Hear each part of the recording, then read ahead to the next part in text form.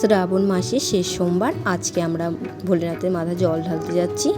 তো আমরা এই যে যাচ্ছি, এই মন্দিরটা তোমরা অনেকেই দেখেছো, আমরা গিয়েছিলাম। তো এর আগে একটা ব্লগ করা আছে এই মন্দিরে।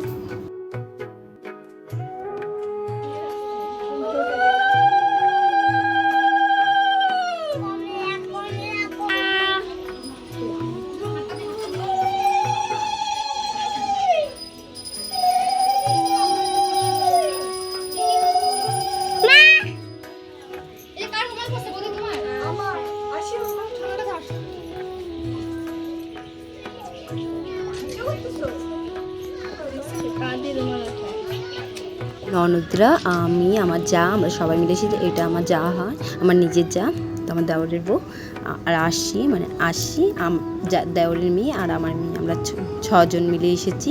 আর এই মন্দিরে আসলে যে ভালো লাগে, তো তোমরা অনেকে এই ব্লগটি দেখেছো, আগের ব্লগটি, তোমাদের সকলের ভালো লেগেছে আমি জানি বন্ধুরা। তো অনেক ভালোবাসা দিয়েছে সেই ভিডিওটিতে। ভোলে বাবার মন্দিরে আমার জল ঢালা হয়ে গেছে, তো আমি এখানে বাইরে এসে একটু জল ঢাললাম।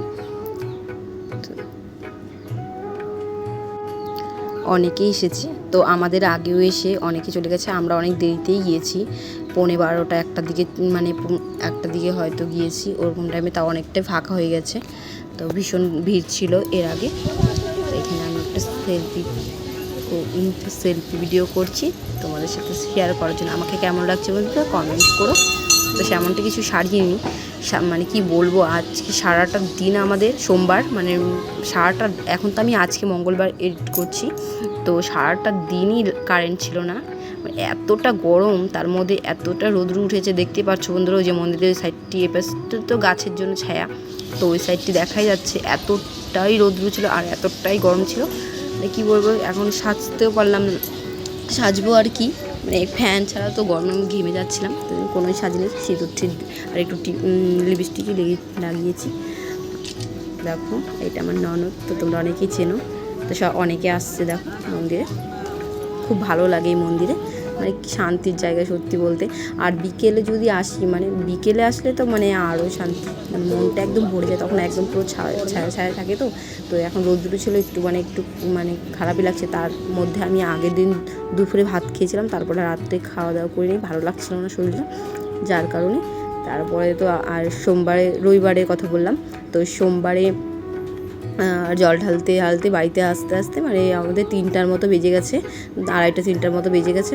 তো এসে খাওয়া দাওয়া করতে, মেয়েকে হাত পা ধুয়ে মেয়েকে খাওয়ানো, নিজে খাওয়ানো, খেতে অনেক টাইম লেগে গেছে, তো খুব ক্লান্ত লাগছিল।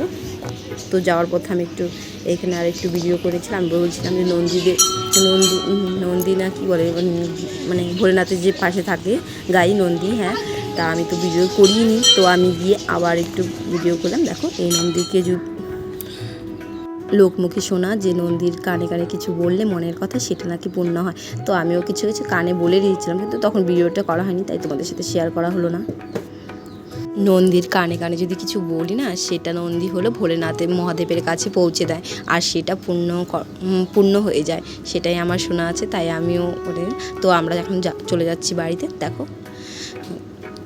তো আমাদের ব্লগটা এখানেই শেষ হতে চলেছে বন্ধুরা। তো পুরো ব্লগটা দেখে নিও। আর খুব ভালো লাগলো, খুব মানে কি বলবো, মন্দিরে আসলে এমনিতেই মনটা ভালো হয়ে যায়, তার মধ্যে এই ভীমবার পাহাড়ে আসলে তো বিধাননগরে খুবই ভালো লাগে। দেখো আমরা এখন বাড়ি যাচ্ছি বন্ধুরা। তো আজকের ব্লগটা এখানেই, আবার পরবর্তী ব্লগের সাথে দেখা হবে।